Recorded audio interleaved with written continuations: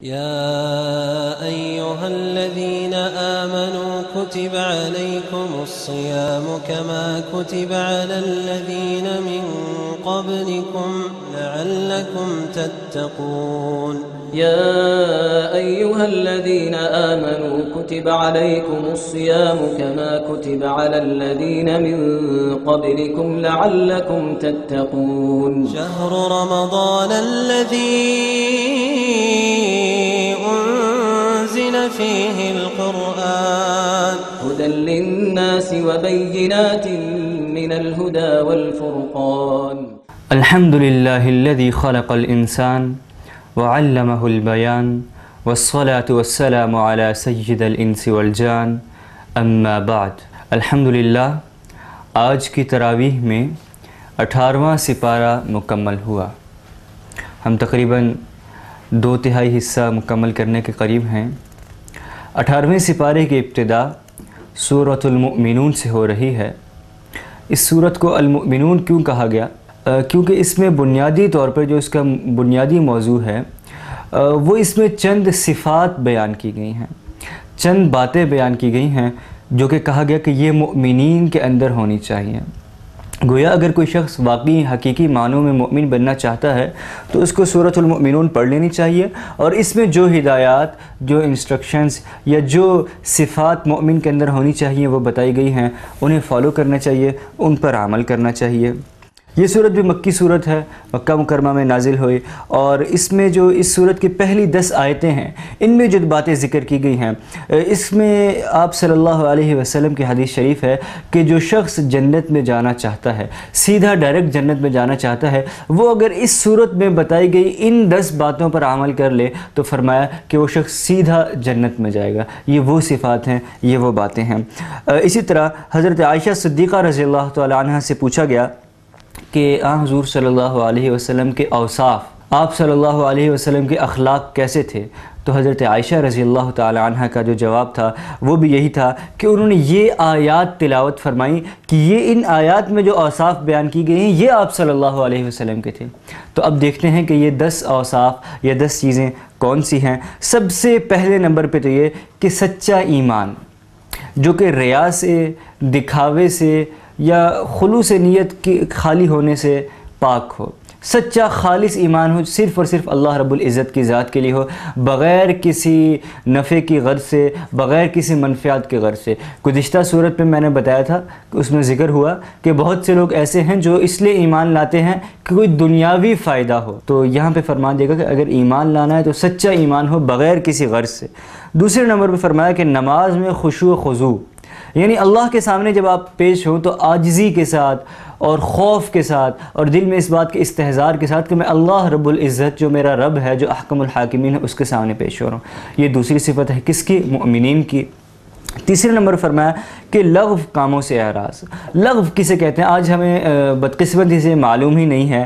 لغو ہر ایسے قول یا فعل، ہر ایسی بات کو یا ہر ایسے کام کو کہا جاتا ہے جس کا کوئی فائدہ ہی نہیں ہے. کوئی بھی ایسی بات، کوئی بھی ایسا کام جس کے کرنے سے کوئی فائدہ نہ ہو، نہ دنیاوی نہ اخروی، تو ایسی چیز کو لغو کہا جائے گا. فرمایا گیا کہ جو مؤمن ہے وہ لغو کام نہیں کرتا. آج اگر ہم اپنی 24 گھنٹے کی زندگی پر نظر دوڑائیں، میرے خیال ہے کہ ہم عموماً زیادہ تر حصہ جو اپنی زندگی کا ہے وہ لغو چیزوں میں گزار رہے ہیں.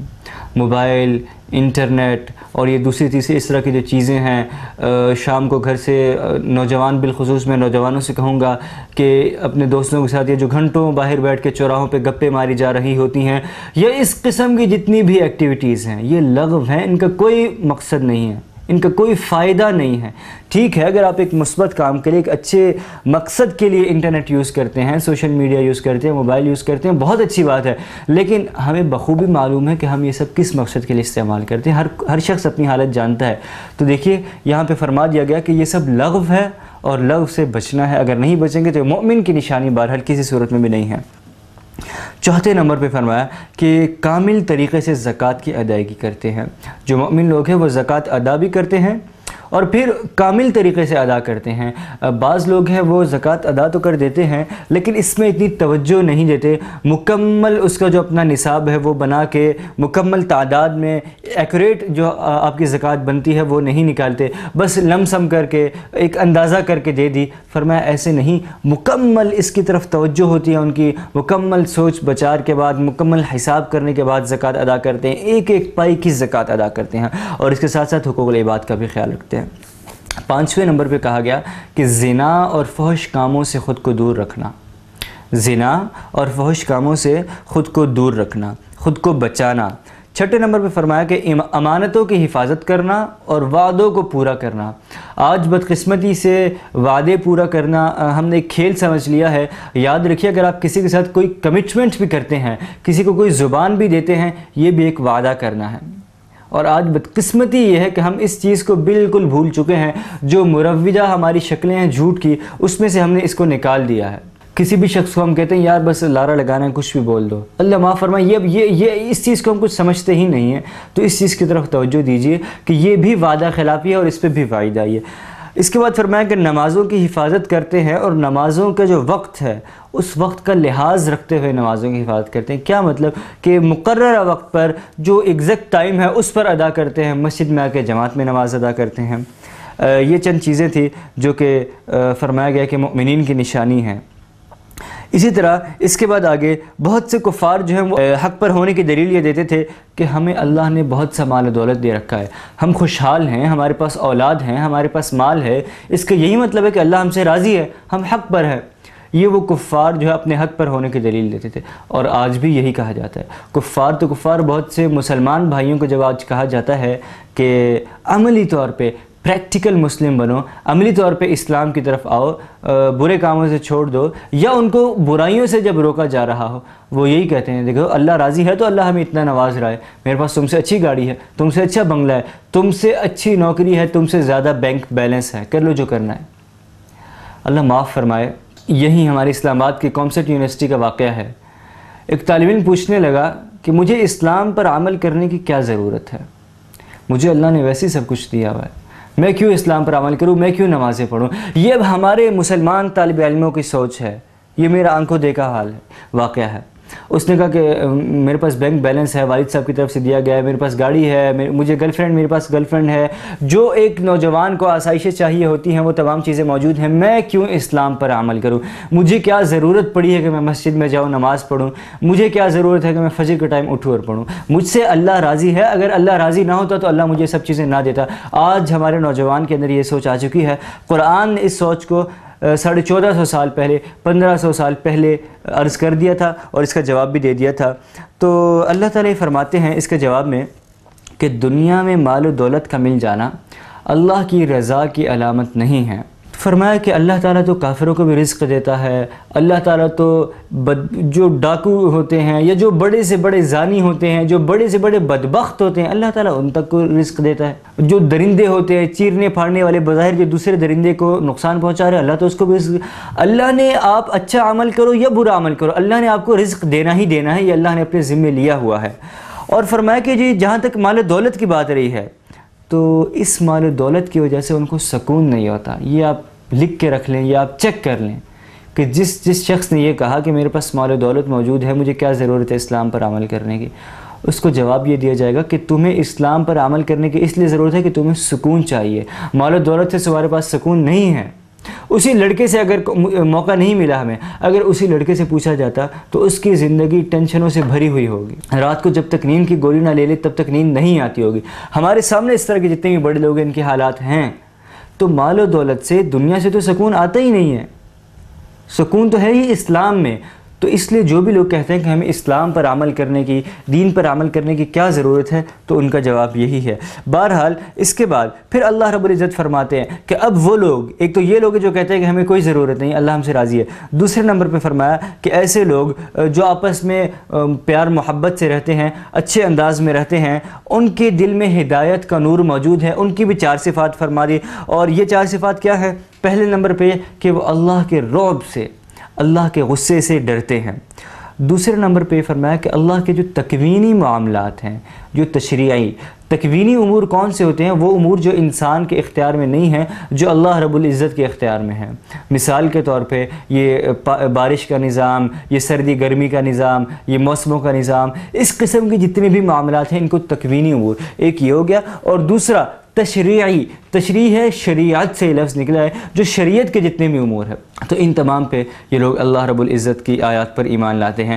تیسرے نمبر پہ فرمایا کہ ریا سے بچتے ہیں اور اللہ کے لیے خالص سب کچھ کرتے ہیں جو بھی کرنا ہو۔ یہ دیکھیں بار بار ہر کچھ دیر کے بعد ریا سے بچنے کا حکم آ رہا ہے۔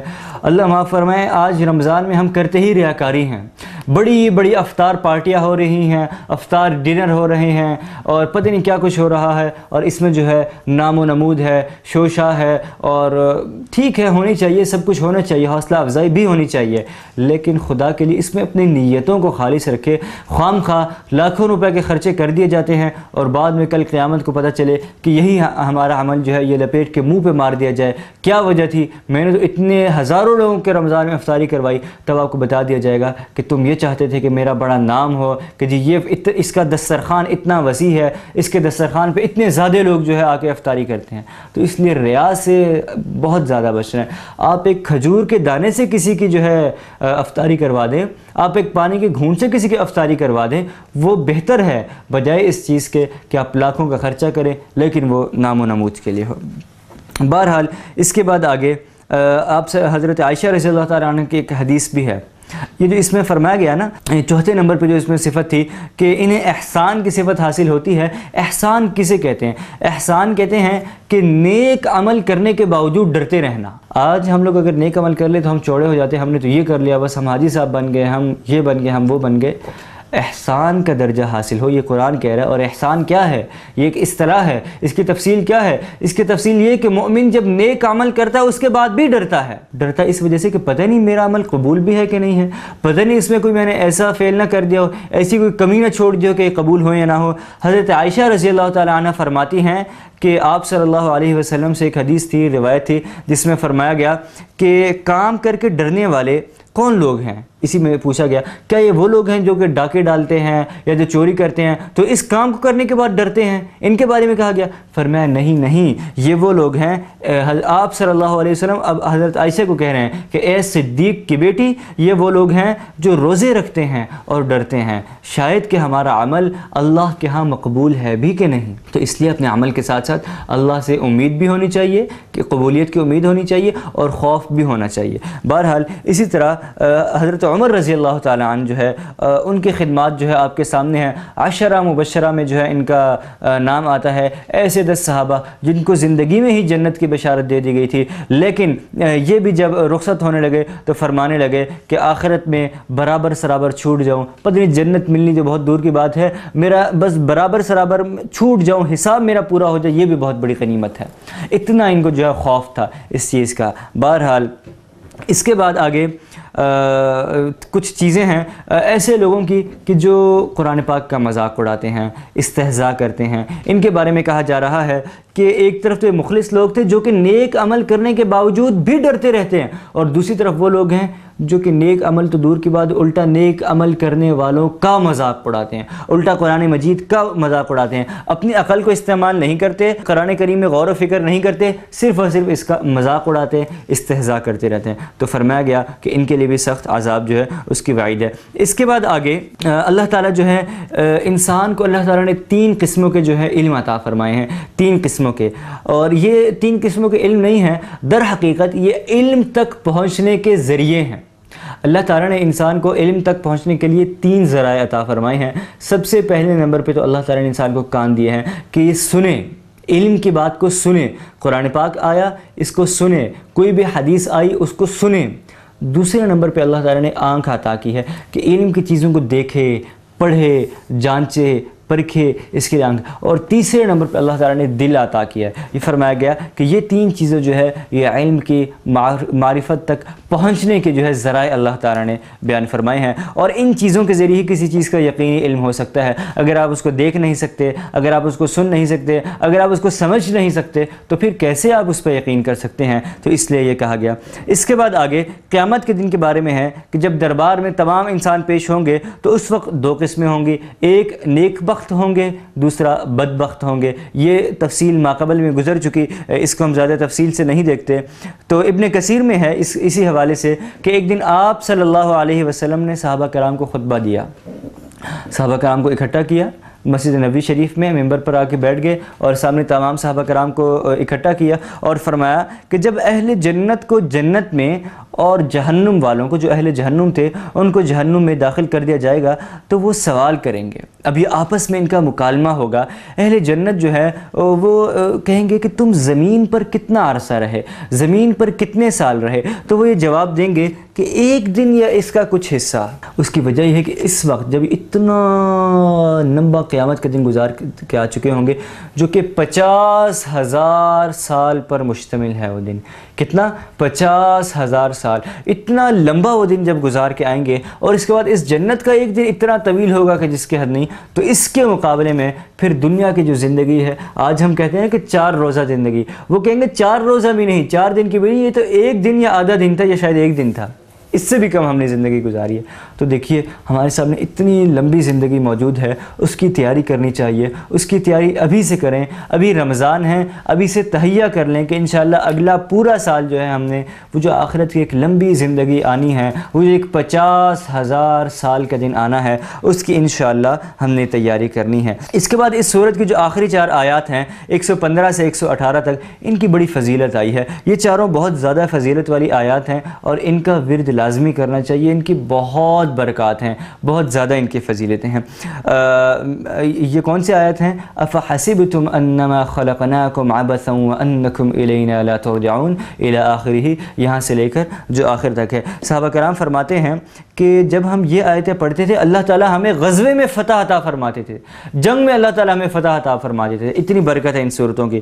اور فرمایا کہ نہ صرف فتح بلکہ جب اس صورت کو پڑھ کے ہم نے جنگ لڑی، نہ صرف ہمیں فتح حاصل ہوئی بلکہ ڈھیر سارا مال غنیمت لے کے ہم لوگ لوٹے، اتنی برکت والی آیات ہیں۔ اسی طرح حضرت عبداللہ بن مسعود رضی اللہ تعالی عنہ سے یہ مروی ہے کہ ان کا ایک بیمار کے پاس سے گزر ہوا، جا رہے تھے، ایک بیمار کو انہوں نے دیکھا، انتہائی شدید بیمار تھا، علاج کا کوئی ذریعہ نہیں تھا، انہوں نے یہ آیات پڑھ کر اس کے اوپر دم کیا، وہ شخص بالکل ٹھیک ہو گیا، اللہ تعالیٰ نے اس کو ان آیات کی برکت سے اس کو برکت دی اور جلد ہی وہ شخص ٹھیک ہو گیا، تندرست ہو گیا۔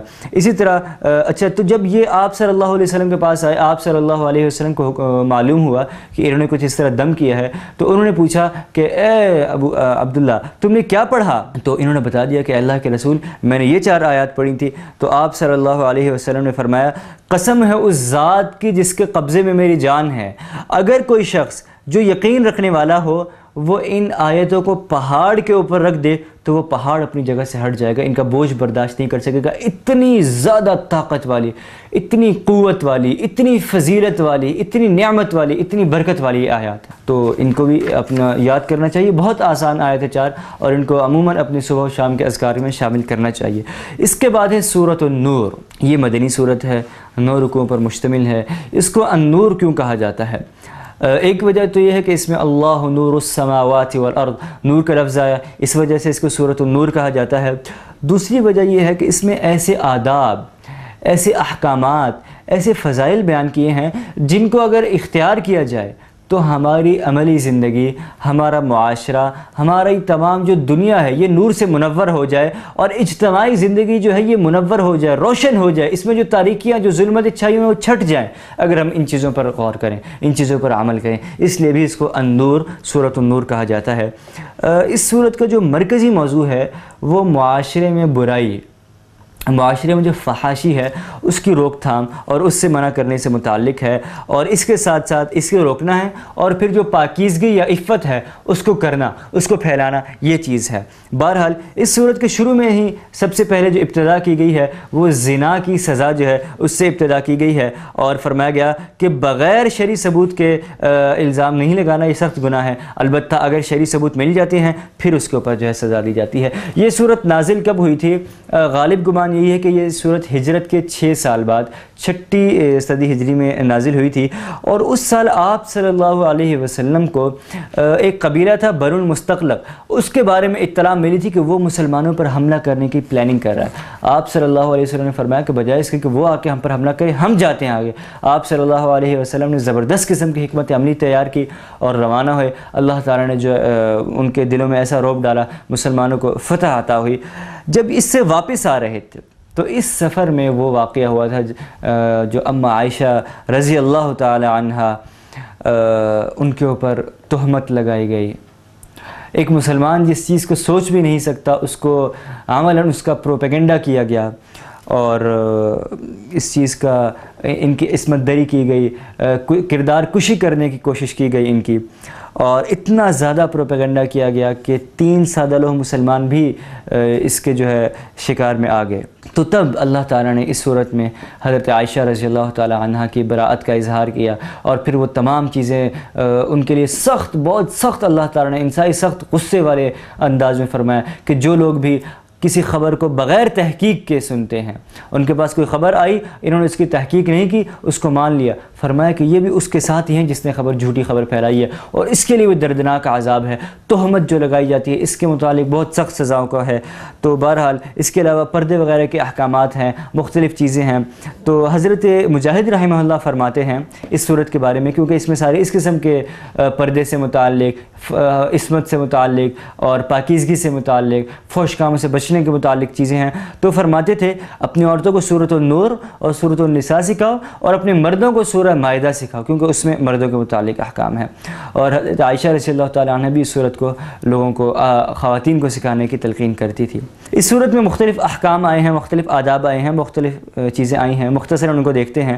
سب سے پہلا حکم تو یہ کہ زنا کرنے والے کو، اگر وہ غیر شادی شدہ ہے اور شرعی گواہ بھی مل جاتے ہیں، تو عورت ہو یا مرد ہو، دونوں کو 100 کوڑے لگائے جائیں گے۔ جنہوں نے زنا کیا ہے ان کو 100 کوڑے لگائے جائیں گے۔ آیت نمبر 2 میں یہ چیز بیان ہو رہی ہے، اور فرمایا کہ یہ اس شخص کی سزا ہے کہ جو زانی یا زانیہ عاقل ہو، بالغ ہو، غیر شادی شدہ ہو، نکاح نہ کیا ہو۔ اگر کوئی عاقل ہے، بالغ ہے اور شادی شدہ ہے، اب اگر وہ کوئی یہ کرتا ہے تو فرمایا اس کی سزا رجم یعنی سنسار کرنا ہے۔ اس کی بہت ہی دردناک، پھر بہت ہی سخت سزا رکھی ہے شریعت نے۔ اور اس میں آگے پھر ایک اور چیز بھی فرمایا کہ ان سزاؤں میں نرمی ہرگز نہیں کرنی، ان سزاؤں میں کسی بھی قسم کے نرمی کا معاملہ، کوئی سافٹ کارنر ڈھونڈا جائے، کوئی ان کو تھوڑا سا پرسکون کیا جائے، یا کوئی ان کے ساتھ نرمی کی جائے، کوئی ان کو سپیس دی جائے، فرمایا اس قسم کی چیز بالکل بھی نہیں کرنی۔ اگر تم اللہ اور یوم آخرت پر ایمان رکھتے ہو تو اللہ کے دین کے معاملے پہ ان پر ترس کھانے کا کوئی جذبہ تم پر غالب نہ آئے۔ کیسی زبردست جو ہے، کتنے جوش اور جذبے والی بات کی کہ اگر اللہ کو مانتے ہو، آخرت کے دن کو مانتے ہو، اللہ کے رسول کو مانتے ہو، تو پھر اس شخص پہ بالکل بھی ترس نہیں کھانا جس نے زنا کیا ہو، قطعاً ترس نہیں کھانا، اس لیے کہ زنا ایسی برائی ہے جس کی کوئی معافی نہیں۔ یہ انتہائی فحش کام ہے، انتہائی قبیح ترین عمل ہے، لہذا ایسے شخص کے لیے، ایسی عورت کے لیے کسی صورت میں بھی معافی نہیں۔ اور بتایا کہ اگر اپنے معاشرے میں تم اصلاح لانا چاہتے ہو، اپنے معاشرے میں اسلام نافذ کرنا چاہتے ہو، تو تمہیں ان سزاؤں پہ عمل کروانا پڑے گا۔ اگر ان سزاؤں پہ عمل نہیں کرواؤ گے تو معاشرے میں فساد خود بخود پھیلتا چلا جائے گا اور معاشرے میں بگاڑ پیدا ہوگا۔ دوسرا حکم یہ فرمایا کہ زانی مرد اگر نکاح کرتا ہے تو زناکار یا مشرک عورت سے ہی کرتا ہے، اور اگر زانی عورت کرتی ہے تو وہ بھی اسی قسم کی عورت سے کرتی ہے۔ فرمایا کہ اگر کوئی نیک صالح مرد ہے تو اس کو ہرگز یہ شیوا نہیں دیتا کہ وہ کسی زانیہ سے یا بدکار، جس کے بارے میں صریح طور پہ سب کو معلوم ہو کہ یہ کھلم کھلا جو ہے زنا کرتی ہے، اس نے اس کو اپنا پیشہ بنایا ہوا ہے وغیرہ وغیرہ، تو ایسی عورت کے ساتھ نکاح نہ کیا جائے۔ ہاں، اصلاح کی نیت سے اگر آپ کرتے ہیں کہ وہ توبہ طائب ہونا چاہتی ہے، اس کو کوئی ٹھکانہ چاہیے، اس کو کوئی سپورٹ چاہیے، تب تو آپ بے شک کریں، لیکن دیگر کسی نیت سے اجازت نہیں ہے۔ تیسرے نمبر پہ فرمایا قذف کا حکم ہے۔ قذف کسے کہتے ہیں کہ جو لوگ تہمت لگاتے ہیں پاک دامن عورتوں پہ، ان کے لیے تہمت تو لگ گئی، اب ان کے اوپر ہے کہ 4 گواہ لے کے آئیں، اگر گواہ نہیں لا سکتے تو پھر جس پہ تہمت لگائی ہے اس کو باعزت بری کیا جائے، اور جس نے تہمت لگائی ہے اس کو 80 کوڑوں کی سزا دی جائے، اور نہ صرف سزا دی جائے بلکہ آئندہ کبھی بھی اس شخص کی گواہی قبول ہی نہیں کرنی، اور وہ خود فاسق ہوگا، اور وہ خود جو ہے اس میں شرعی عدالت میں اس کی گواہی بھی قبول نہیں کی جائے گی۔ اس کے بعد چوتھا چوتھا جو حکم ہے یہ لعان کا ہے۔ لعان کسے کہتے ہیں کہ اگر کوئی شوہر اپنی بیوی پر زنا کی تہمت لگاتا ہے کہ میری بیوی جو ہے یہ زنا کے مرتکب ہوئی ہے کسی اور کے ساتھ، اور اب اس مرد کے پاس جو ہے 4 گواہ ہیں نہیں، تو اب یہ ایک دوسرے پر جو ہے لعان کریں گے کہ اللہ کی لعنت ہو اگر میں جھوٹا ہوں، اللہ کی لعنت ہو اگر تم نے یہ کام کیا۔ اس طرح اس کی پوری ترتیب ہے، قول ہیں، اور اس کے بعد جو ہے ان میں پھر جدائی وغیرہ کر دی جاتی ہے۔ 5واں حکم جو ہے افق کا جو قصہ تھا وہ ہے کہ جو اماں عائشہ رضی اللہ تعالی عنہا ان کے اوپر جو تہمت لگائی گئی اس کا واقعہ ہے۔ یہ واقعہ آیت نمبر 11 سے لے کر آیت نمبر 26 تک بڑی تفصیل سے اللہ تعالیٰ نے اس کو بیان فرمایا، حضرت عائشہ کی براءت کا اعلان فرمایا۔ اس واقعے کا خلاصہ یہ ہے، میں نے جیسے کہ پہلے بتایا کہ 6 ہجری میں آپ صلی اللہ علیہ وسلم ایک قبیلہ تھا بنو المستغلق، اس سے غزوے کے لیے، اس سے جنگ لڑنے کے لیے نکلے۔ جب سفر ہو رہا تھا، واپسی کا سفر تھا، ایک جگہ پڑاؤ ڈالا۔ اس زمانوں میں سفر ایسا ہوا نہیں کرتا تھا کہ جلدی سے ہو جائے، کئی دنوں کا کئی ہفتوں کا سفر ہوا کرتا تھا۔ تو واپسی میں ایک جگہ پہ جب پڑاؤ ڈالا تو اماں عائشہ رضی اللہ تعالی عنہ جو ہیں ان کا ہار جو انہوں نے پہنا ہوا تھا وہ کہیں گم ہو گیا۔ اب یہ اس ہار کو ڈھونڈنے لگ گئیں، ساتھ ہی قریب میں پاس میں ہی کچھ درخت وغیرہ تھے، جنگل تھا، کہ اس تک چلے گئیں۔ پیچھے سے قافلے والے روانہ ہو گئے، اور ان کو معلوم ہی نہیں کہ پالکی کے اندر جو ہے جو کجاوا ہے اس کے اندر اماں عائشہ تشریف فرما ہیں یا نہیں ہیں۔ اماں عائشہ جب واپس آئیں انہوں نے دیکھا قافلہ غائب ہے، کچھ پریشان ہوئی، لیکن اللہ تعالیٰ نے ان کو بہت فہم فراست عطا دی تھی۔ یہ نہیں کہ بجائے اس کے کہ اکیلی ہی کہیں پہ چل پڑتی اور ویران رستہ، سنسان رستہ، کچھ بھی ہو سکتا تھا، اس کی بجائے انہوں نے اسی جگہ پہ جہاں پہ قافلہ رکا تھا وہیں پہ رکی رہیں، کیونکہ ان کو پتہ تھا کہ اس زمانے کا دستور تھا کہ جب بھی کوئی قافلہ چلا کرتا تھا تو قافلے کے مختلف حصے بنائے جاتے تھے۔ ایک مرکزی حصہ ہوتا تھا، کچھ ایک چند سوار ایسے ہوتے تھے جن کو قافلے سے آگے رکھا جاتا تھا، وہ کئی کلومیٹر آگے قافلے سے چلا کرتے تھے، جو آگے جا کے پڑاؤ کی جگہ دیکھتے تھے کہ آگے جگہ صحیح ہے نہیں ہے، حالات صحیح ہیں نہیں ہیں، کہیں دشمن تو نہیں ہے، یہی آگے کے جو انتظامی امور ہے وہ سارے سنبھالتے تھے۔ پیچھے سے جو مرکزی قافلہ آ رہا ہے اس کے لیے انتظامات کرتے تھے۔ ایک یہ حصہ ہوتا تھا، دوسرا حصہ جو قافلہ ہے وہ ہوتا تھا، اور تیسرا 2-3 اونٹ یا ایک آدھ شخص کو قافلے سے پیچھے رکھا جاتا تھا۔ وہ قافلے سے کچھ پیچھے ہوتا تھا، جو یہ دیکھتا آتا تھا کہ کوئی شخص پیچھے رہ تو نہیں گیا، کوئی سامان وغیرہ جہاں پہ پڑاؤ ڈالا تھا وہ تو نہیں رہ گیا، یعنی پیچھے کی جو ترتیبات ہیں ان کو چیک کر کے آتا تھا۔ تو ان کو پتہ تھا کہ اس سفر میں بھی ضرور کوئی نہ کوئی صحابی ہوں گے جو آپ صلی اللہ علیہ وسلم نے جن کی تشکیل کی ہوگی۔ چنانچہ اسی طرح ہوا، اور ایک صحابی تھے جن کی تشکیل کی گئی تھی، وہ آ گئے، حضرت صفوان رضی اللہ تعالی عنہ، اور انہوں نے ان کو دیکھا، فوراً ان کو جس مقصد کے لیے ان کو بھیجا، یہی مقصد تھا کہ ساتھ ساتھ لے کے آنا ہے، اگر کوئی پیچھے رہ گیا تو انہوں نے ان کو لیا اور مدینہ منورہ آ گئے۔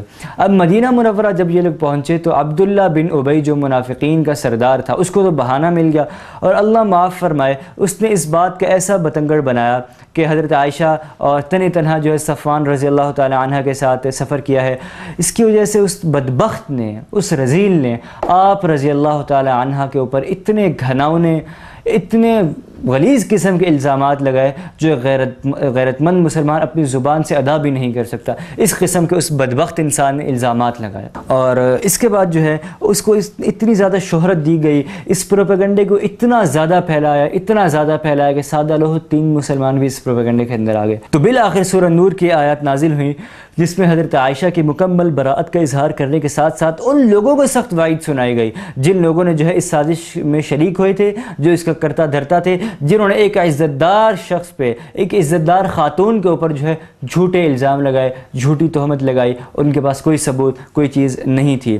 اس کے بعد آگے یہ ہے کہ 6واں حکم جو ہے وہ یہ ہے کہ کسی کے دوسرے کے گھر میں جب داخل ہونا ہو تو اس کے بارے میں کیا آداب ہے۔ فرمایا کہ کسی کے بھی گھر میں جب داخل ہونا ہو، پہلے نمبر پہ تو یہ کہ اجازت لے کے داخل ہو، کھٹکھٹا کے داخل ہو، بیل لگی ہوئی ہوتی ہے آج کل، بیل بجاؤ، اگلا جب اجازت دے تب داخل ہو، بے شک تمہارے سگے بھائی کا گھر کیوں نہ ہو، بے شک کسی جاننے والے کا گھر کیوں نہ ہو، لیکن یہ چیز بالکل مناسب نہیں کہ آپ بغیر اجازت بے دھڑک اندر چلے جائیں۔ روایات میں آتا ہے کہ جب صحابہ کرام یا آپ صلی اللہ علیہ وسلم بھی جب گھر میں داخل ہوتے تھے تو یا تو دروازے کو دستک دے دیتے تھے یا اپنا پاؤں 2-3 مرتبہ زمین پہ مارتے تھے، ہلکی سی آواز پیدا ہو تاکہ گھر والوں کو معلوم ہو جائے کہ باہر سے کوئی شخص آیا ہے، بے شک اسی گھر کے سربراہ کیوں نہ ہو، عورتیں ہوتی ہیں، مختلف حالتوں میں ہوتی ہیں، وہ ذرا اپنے آپ کو سنبھال لیں۔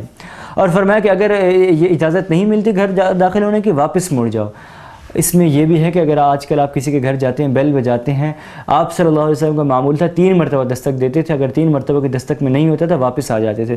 تو اسی طرح آج کے زمانے میں بیل دیجیے ہیں، 3 مرتبہ بیل دیتے ہیں، اگر آپ تیسری مرتبہ تک بھی کوئی نہیں آتا تو آپ کو چاہیے واپس لوٹائیں. کسی کو آپ کال کر رہے ہیں، کال کا بھی یہی ہے، یہ نہیں کہ آپ کرتے رہیں، اگلا بیچارہ تنگ ہو رہا ہو. اگر وہ 3 مرتبہ مستقل نہیں اٹھاتا آپ کو کال کاٹ دینی چاہیے. 7واں حکم یہ ملا کہ مومن عورتوں سے کہہ دو کہ وہ اپنی نگاہیں نیچے رکھیں اور اپنی شرمگاہوں کی حفاظت کریں. اپنی نگاہوں کی حفاظت کریں، شرمگاہوں کی حفاظت کریں، نگاہوں کو نیچے رکھیں. اور یہاں تک فرمایا گیا کہ عورتوں کو اپنے شوہر سے، اپنے والد سے، اپنے حقیقی بیٹوں سے، شوہر کے جو دوسرے اور اگر بیوی سے بیٹے ہیں ان سب سے، اور ان کے جو اپنے جو چھوٹے بچے ہیں ان کے سامنے تو زیب و زینت ظاہر کرنے کی اجازت ہے. باقی ان سب لوگوں کے علاوہ کسی کے سامنے اپنی خوبصورتی ظاہر کرنے کی، اپنا چہرہ، اپنے جسم ظاہر کرنے کی اجازت نہیں ہے. اپنے بازو، دیگر جو چیزیں ہیں ان چیزوں کو بھی حفاظت کرنی ہے، اس کی بھی قطعاً اجازت نہیں ہے. 8واں حکم یہ ہے کہ جس میں بے حیائی اور بدکاری سے روکنے کے لیے مختلف احکامات دیے گئے ہیں کہ اس میں یہ فرمایا گیا کہ انسان ہے، فطری خواہش ہے، جنسی خواہش پیدا ہو جاتی ہے تو اس کا حلال طریقہ اللہ نے پیدا کیا ہے. حلال طریقہ اللہ تعالیٰ نے بتلایا ہے کہ جو شخص بھی، فرمایا گیا کہ جو بالغ مرد ہو جاتا ہے، بالغ عورت ہو جاتی ہے، اس کے جائز طریقے سے اسلامی طریقے کے مطابق نکاح کر دینا چاہیے تاکہ وہ جو ہے اپنی خواہشات جو ہے ان کو جائز اور حلال طریقے سے پورا کر سکے. اور اسی لیے اسلام نے نکاح کو آسان بھی کیا ہے. اسلام نے شادی کا تصور بہت ہی آسان رکھا ہے، جہیز وغیرہ کا تصور ہے ہی نہیں. بدقسمتی سے ہمارے اندر بر صغیر میں جو ہندوانہ رسم و رواج تھا، جو سکھوں کا رسم و رواج تھا، وہ سرایت کر چکا ہے، جس میں شادی بہت ہی مشکل ہوتی ہے، لاکھوں کے خرچے کرنے پڑتے ہیں، بڑی بڑی تقریبات کرنی پڑتی ہے، فضول لغو قسم کی چیزیں ہوتی ہیں. بدقسمتی سے آج یہ ہمارے معاشرے میں آ گئی ہیں، ورنہ اسلام نے نکاح کو بہت ہی زیادہ آسان قرار دیا تھا. اور اس کے علاوہ 9واں حکم جو ہے وہ لونڈیوں یا غلاموں سے متعلق ہے. 10واں حکم یہ ہے کہ جاہلیت کے زمانے میں یہ ہوا کرتا تھا کہ اپنی جو لونڈی ہوتی تھی، کنیز ہوتی تھی، اس کی اللہ معاف فرمائے عصمت فروشی کرواتے تھے پیسہ حاصل کرنے کے لیے. تو اس سے سخت غصے میں اور سخت انداز میں اس سے بھی منع فرمایا گیا. 11واں حکم یہ ہے کہ چھوٹے بچوں کو اور گھر میں رہنے والوں کے لیے فرمایا کہ اگر وہ نماز فجر سے پہلے یا دوپہر کو قیلولے کا جو وقت ہے اس میں، یا رات کو جو عشاء کے بعد کا وقت ہے اس میں تمہارے کمروں میں آنا چاہیں، تمہارے گھروں میں آنا چاہیے تو چاہیں تو اجازت لے کے آئیں، کیونکہ یہ ایسا وقت ہوتا ہے جب آپ لوگ تنہائی میں ہوتے ہیں اور ہر شخص کے اپنے معاملات ہوتے ہیں. تو 12واں حکم یہ ہے کہ جب بچے بالغ ہو جائیں تو ان پر بھی لازم ہے کہ وہ اجازت لے کے گھر آئیں، خواہ اپنا ہی گھر کیوں نہ ہو. 13ویں حکم میں فرمایا گیا کہ وہ عورتیں جو بوڑھی ہو چکی ہیں ان کے لیے کچھ رعایت ہے کہ چلو اپنے چہرے سے پردہ نہ بھی کریں تو کوئی مسئلہ نہیں، لیکن یہ کس موقع پہ جہاں پہ فتنے کا اندیشہ نہ ہو. اور ساتھ ہی یہ بھی بتا دیا کہ اگر وہ احتیاط کریں تو زیادہ بہتر ہے. 14واں حکم یہ تھا کہ جب گھروں میں داخل ہو جاؤ تو سلام کرو، سلام کو ترویج دو، اس سے تمہارا رزق بڑھے گا، برکت ہوگی. 15واں حکم یہ ہے کہ کسی اجتماعی مشورے میں بیٹھنا ہو تو اجازت لے کے بیٹھو. کسی مجلس میں جاتے ہو، 4 بندے پہلے سے بیٹھے ہو، بات چیت کر رہے ہو، ان کے بیچ میں تمہیں بیٹھنا ہے تو ان سے اجازت لے کے بیٹھو. 16واں حکم یہ دیا گیا کہ اللہ کے رسول کو ایسے نہ پکارو جیسے تم آپس میں ایک دوسرے کو پکارتے ہو، بالکل بے تکلف ہو گئے اور بالکل یعنی جسے ہم کہتے ہیں نا فرینکلی، اس طرح نہیں بلکہ عزت سے، تکریم سے، ادب سے پکارو. لفظ یا محمد کہہ کے نہ پکارو کیونکہ یہ نام ہے، نام نہیں لینا چاہیے، بلکہ یا رسول اللہ کہا کرو، یا جو بھی چیز ہو. یہ اس وقت کے لوگوں کو کہا رہا کہ وہ یا رسول اللہ کہا کرے، آج ہمیں نہیں کہا جا رہا.